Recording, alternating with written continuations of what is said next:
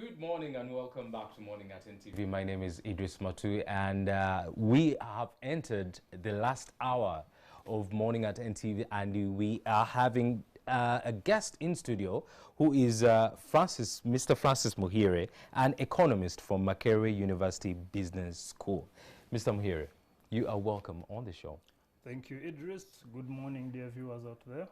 For those who are not familiar with you, just tell us about yourself. Well, as you've said, Francis Muhire is my name. I'm an economist, another kid from Kabal after Shaka. Yeah, so, and I'm an economist, lecturer at MOBS. At MOBS. Yes. Well, on April 19th, Amos Lugolobi threw out Matia Kasaija and ordered him to withdraw the proposed 4.4 trillion budget on grounds that it was not aligned with the country's national development plan, 3 goals. Now, however, in less than 2 months, Mr. Lugolobi was the man at Kolo ceremonial grounds reading a budget that falls short of the aspirations in the national development plan. Now, to speak to us again, what are your takeouts from the budget that was read? Thank you, Idris. First of all, you know, you've raised a very good concern, and but I'll talk about that in details. But let me first highlight just one takeaway. One important thing I saw that made me happy. It was about the tax that was imposed on gold. You know, initially they had proposed for 0.35%, and I think I was one of those few people that came out there and said, no, this is under taxation. And to make the matters worse, we've not been taxing gold, you know, since from the beginning. And yet Uganda is now currently our biggest export since 2018 is gold.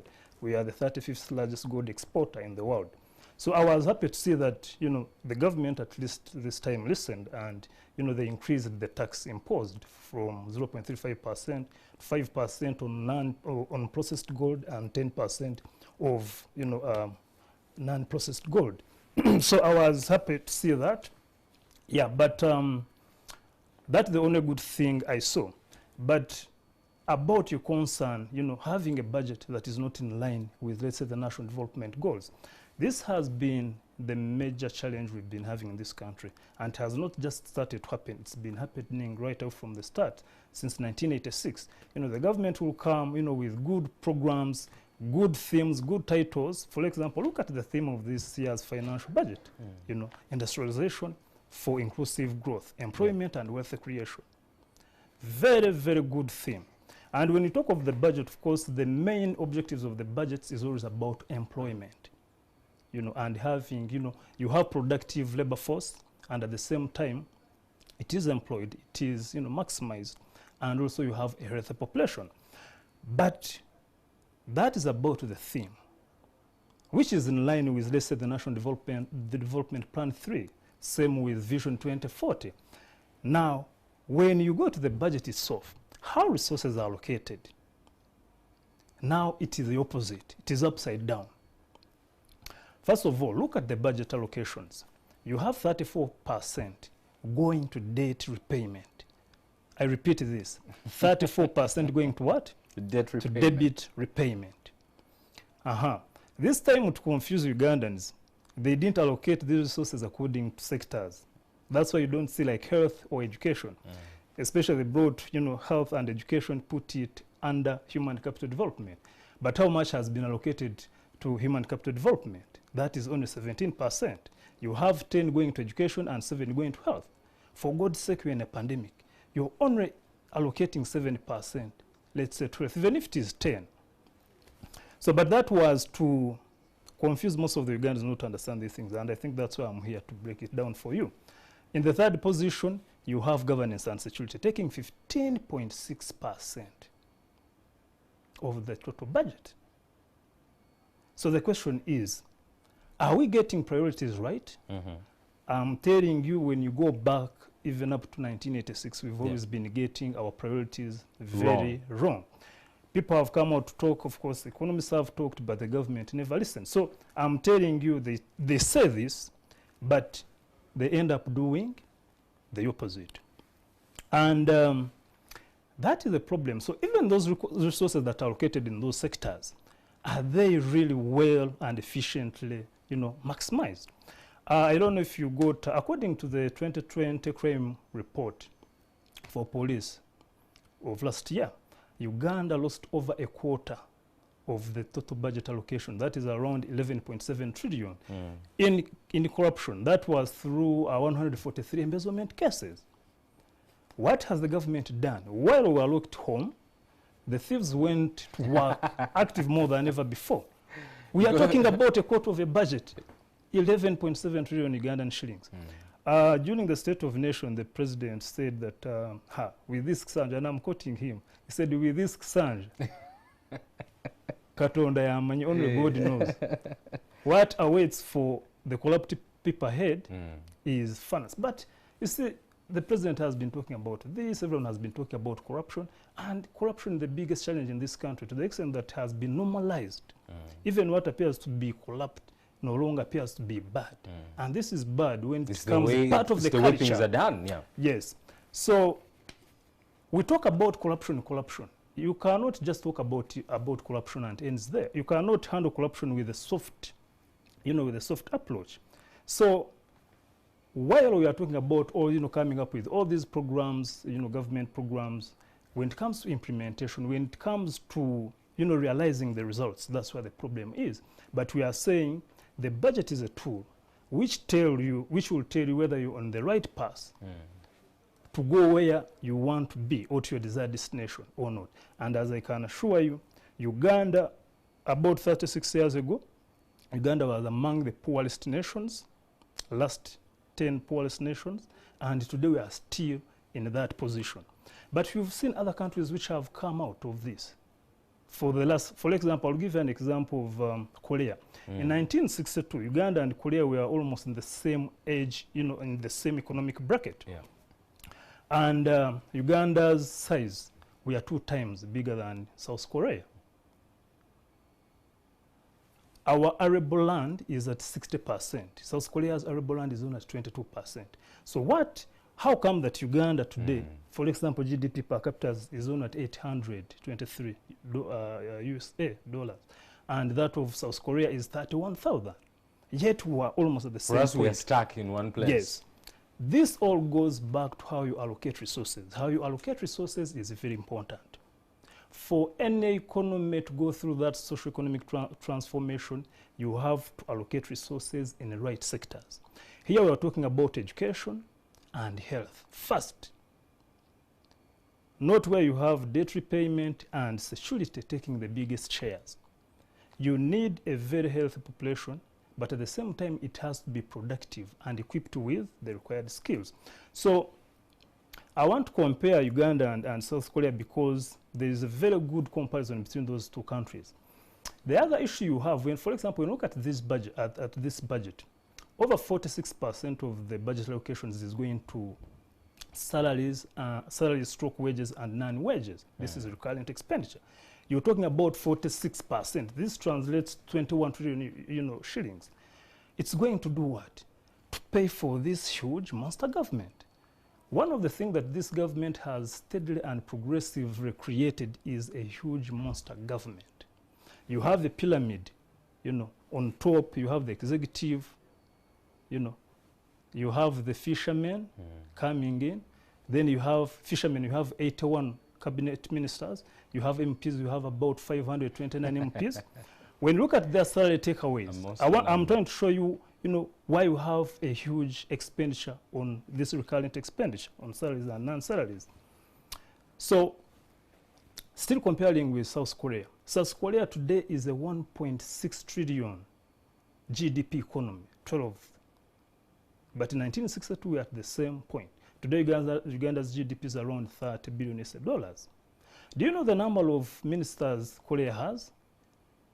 The constitution mandates the government to have 15 to 30 ministers, but they only have 18, with 17 ministries.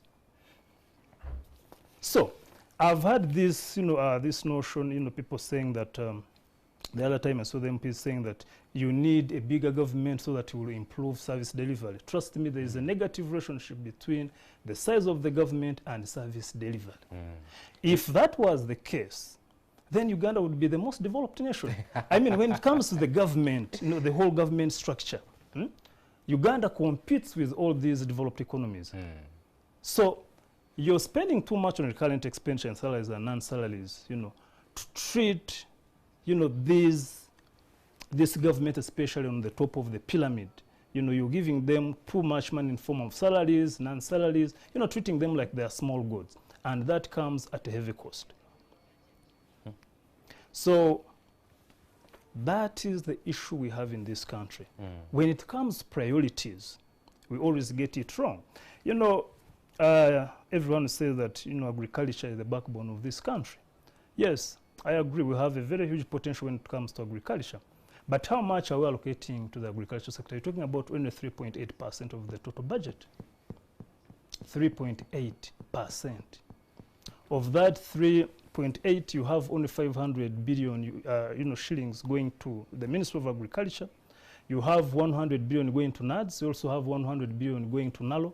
And then you have 98 billion going to Uganda Coffee Development Authority. And all they are doing is to just distribute seedlings. And we are talking of, if you transform this economy, you need to invest heavily in the agriculture sector.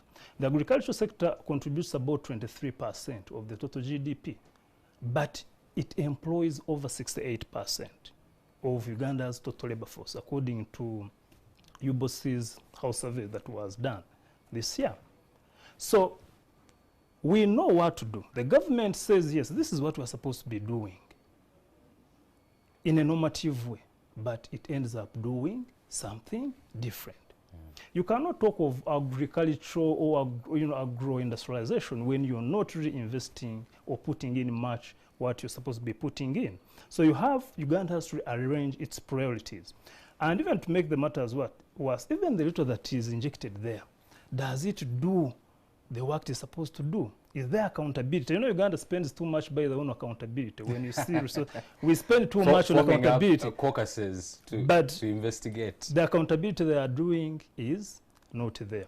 So that's why we are saying that if you allocate the resources, even the few resources we have allocated to these sectors, what is the government doing to follow up to make sure that this money, is used efficiently? Because the other challenge we have in this country, we lack meritocracy. That you end up employing people not basing on merit, and this starts right away from the top position. That's why the president was trying to to defend his position of getting fishermen. But there is a huge cost.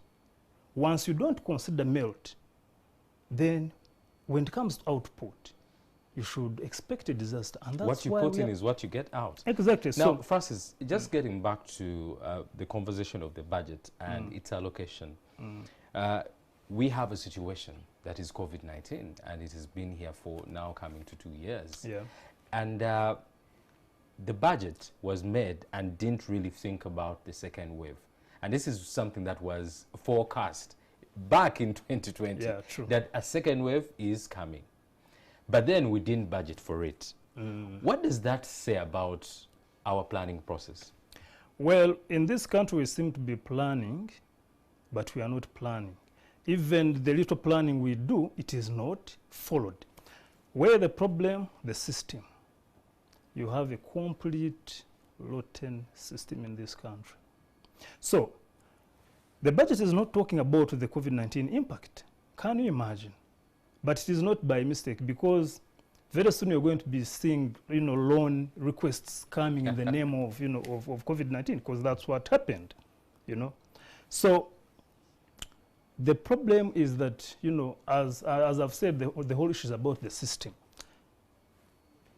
We are talking about the second wave, which is actually more serious than the first wave. And you don't know when COVID is going to go, by the way. You have South Africa and the UK, which are going through the third, wave. There might be a fourth wave. So the question is, how are you prepared? What are you doing to mitigate the impact of COVID-19? I can assure you that the economic impact of COVID, we've just started to feel it. You saw inflation for the first time going high, and we are lucky because, food prices have been stable because we experienced good weather patterns. Otherwise, we would be in trouble. So The question is, what is the government doing about it? You know, for example, between May and June last year, the government borrowed over 822 million USA dollars in the name of combating or minimizing the cost of COVID-19. You saw money being pushed in Nemioga. I think that was the biggest scam. We never had what you call a stimulus package. Why do you call it a scam? Yeah, it's the biggest scam in this modern times of Uganda, but I'm going to explain that. So we never had a stimulus package. If you want to tell me that we had a stimulus package, then you don't know what you're talking about.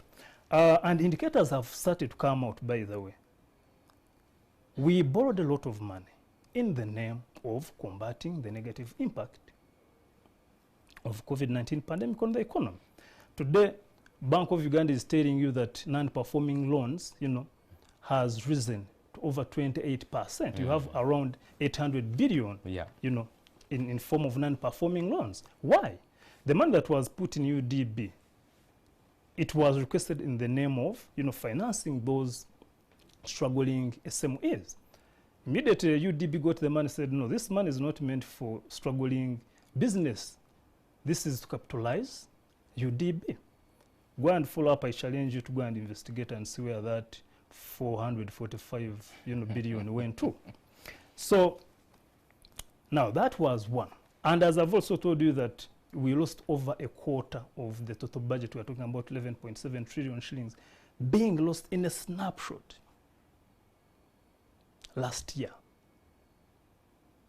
So now we borrowed huge sums of money. And that's why Uganda's GDP debt ratio increased by over 23%. We are talking about today that is around 47.6% of GDP debt ratio. So we borrowed a lot in the name of saying, you know, there is COVID here and there is a first wave. But what did that money do? Nothing. Now there's a second wave. The government will try to go and borrow again. But we are saying... Because the second wave wasn't budgeted for. Because we are saying, and even the third wave might come. But we are saying... Which is likely to happen. We are saying that 34% of budget allocations is going to debt repayment. Now, to make the matters worse, of that 34%, you know, you have 19.1, which is going to be, you know, domestic from the domestic market, the debt repayment from the domestic market. In other words, the government is going to borrow in order to service another debt, and it is targeting at the domestic market. Do you know the implication of that on the business sector within this country? Because then we have to pay tax too. So you're going to borrow from the domestic market. You're looking at about 8.5 billion Ugandan shillings. You're going to be competing with the already struggling business sector, the private sector. And you know, when it comes to commercial banks, they will prefer to lend the government, you know, because the other issue you have in this country about the banking sector, it's more of an oligopoly market structure. Already they have that power to set the prices. Now the government comes, the biggest borrower, you know, then the private sector, you and I, won't be able to get or access, you know, the capital. But at the same time, the government is going to tax us. And that takes us to the taxes. While I was up about, you know, the taxes on the minerals, you have the other challenge of other taxes which are not favorable and which are coming at a very wrong time. Talk about rental income, that is 30% per unit. The government is targeting the landlords because they think they have the money. But do you think it is the landlord who's going to end up paying this tax? It is a tenant. You know? Which is damaging. Francis, you've mentioned something important about the government having to borrow from domestic tax to pay back. And probably even we shall borrow from international Of funders. course. What are the implications of such a situation? Because we've seen such things happen in economies like Ghana and other African countries like Zimbabwe. What are some of the implications that might actually affect our country or even our economy? Could we be facing things like inflation? Even before we talk of inflation, you know, Uganda has been recognized as the most entrepreneurial country. And Ugandans should be given this. Ugandans, we are hardworking people. We are. When you compare Uganda with other people, they will tell you how hardworking we are. We are entrepreneurs, we want to work. And creative. But the problem is the environment we are operating in. The government is the biggest enemy of this country. Francis. How? I'm telling you this. I'm telling you this current government, and I'm telling you why. For example, when you talk of 19.1% of the total budget to be coming from the domestic market, you're going to borrow. Where is the private sector going to borrow from? And you already have domestic areas of about 400 billion. The private sector, you know, that's 400 billion what the government owes to the public sector. Aren't you killing the private sector, the entrepreneurial, you know, whole environment? So the implication is it goes to the price of interest rate on the market. Uganda's interest rate on the market on average is around 21%. It is one of the highest in the whole world.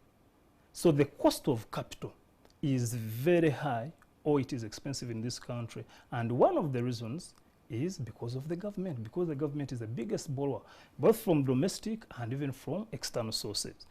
All these commercial banks will prefer to lend to the government than you and me or the private sector. So the implication is about the cost of capital, which will go high. But as I'm saying that while this has a very huge negative impact on the economy, on the domestic economy, at the same time, you're bringing more taxes. You're imposing more taxes. That's why I call those taxes as pandemic tax. While Uganda, we are going through a COVID-19 pandemic, we're also going through a taxation pandemic in this country.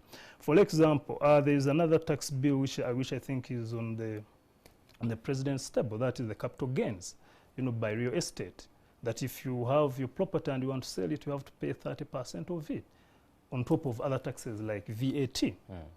You know, that is being discussed? It is on the president's table, but it's not yet passed, you know. So when you bring such a fiscal policies that are not favorable, then you're killing the economy. You need to feed this cow, then it will give you milk. The thing is we are borrowing in the name of spending on what is not necessary. Uganda is too poor to be spending on luxury. I gave you an example of the recurrent expenditure, 46% of total budget going through recurrent expenditure, and this is only salary and non-salary. How much money are you paying the ministers, the allowances, the MPs? Packages. The member of parliament in Uganda earns 2 times more than an MP in Spain, and you're talking about a 1.3 trillion economy. So we are spending more than our capacity, and we are now addicted to debt that we can borrow, because you know you always have those who want to borrow you. And Uganda has become addictive. That's why even after borrowing, immediately we say, please forgive us. Because you know what happened in 2006. You know, Uganda was forgiven almost its entire debt. So we have been at that point where the government is addicted of borrowing. But you know, when you start to borrow, spend on what you're not supposed to be spending on. And then you're asking you to be forgiven. This money comes actually at a cost. Besides the interest rate or the quantitative cost, you also have the qualitative cost. Francis, from you as an expert, because personally I'm not an economist, from all the things you've been saying today, it looks like there is wrong planning, there is wrong execution, and probably there are wrong people who are making these policies in the government. Why are these people given these positions who cannot actually plan for the country? Thank you. Just as I told you that the whole system is completely broken, and you know, God help us, it needs a complete downpour and we start afresh, because the whole system, as I've told you, you know, you have a government which has been running for the last over 36 years, you know, the whole system. The point here is the government should rethink of how it's doing business. One, spend on what you're supposed to be spending. First, know your position. That yes, Uganda, I'm a poor country, but with potential to develop into a middle income or even a developed economy. But I have to start by spending according to my budget. Then, what is my strength? we are saying that I don't support this notion that taxation should be the main source of government revenue. Look at the natural resources, the minerals. I'm telling you for the first time, it's now that we're going to be taxing gold, meaning that has been living out of the country, freely, not taxed at all. Who has been exporting this gold? Are you aware of that information? Well, when you look at the whole business structure of, let's say, minerals, and this is a key, it's a key sector which should be taken up by the government. But when you look at the way business is done, it's run by few local mafias and international mafias. Yeah. So I challenge you to go and find out exactly those who are dealing in it. But I might not find out. But what I can tell you is that when you look at the gold business in Uganda, initially it was controlled by about three Asian families. But now we've seen other partners coming in. So, but the whole thing is that the government has to know its position. Uganda, at the moment, we're a poor country. We shouldn't be spending much competing with other developed nations, yeah, than spend on important things. When you talk of economic transformation, rearrange your priorities. Spend much money in real sectors which are going to pull big masses of people from poverty. And here we're talking about education, you're talking about health, and you're talking about agriculture. Because economic transformation goes through three channels. One, we have to first go through agricultural revolution, an agricultural revolution, then develop the manufacturing sector, and then the service sector. Why the agricultural revolution first? Because the agriculture sector is the one which feeds the almost 90% of inputs for the manufacturing sector. So the manufacturing sector creates more decent jobs than the agriculture sector. But before you develop the manufacturing sector, you need the agriculture sector. There is no shortcut. That's why the North Americas did, US and Canada. That's what Europe did. That's what East Asia is doing. That's what Latin America is doing. Then the other point is, we should develop a culture that, first of all, if you want to develop, before you even say I don't have what to save, and then invest. That's why I told you look at your strength. Look at the natural resources, where you can get the money from. The tourism sector, beside the pandemic in the equation, we have a potential there. You cannot, for example, when you look at the Asian tigers, what they did, it is according to theory, it requires about 15% for a country to take off. Save at least 15% of your GDP, and then you'll use this money to invest it. But we saw Asian tigers, countries saving over 46%. This comes at a cost.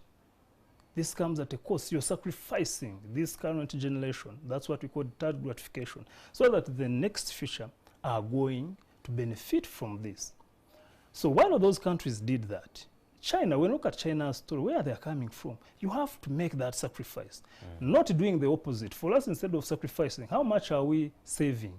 No, nothing. All we are doing is borrow and spend. That is total manyana. You're spending what you don't have. And that's why we are heavily indebted. The future generations are going to come and they will be wondering, where were we when these things were happening? So that's why this should be, it's not only for economists, but for every Ugandan, everyone should be responsible. These are things we should not allow to happen. People should stop thinking that politics does not concern me, so I should not really be bothered by such things. That is the biggest problem we have in this country. I know. Well, Mr. Francis, thank you so much for coming through. Very informative information that you've given us, and very in-depth and truly important to know. Always a pleasure. Well, that has been Mr. Francis Muhire, who is an economist. And for you who would like to know more information, just go to our social media pages or YouTube. This conversation will be uploaded for your intake, double intake, and in-depth analysis. Well, that has been all that we have for you on Morning at 10 TV. My name is Idris Matu, and I'll see you tomorrow.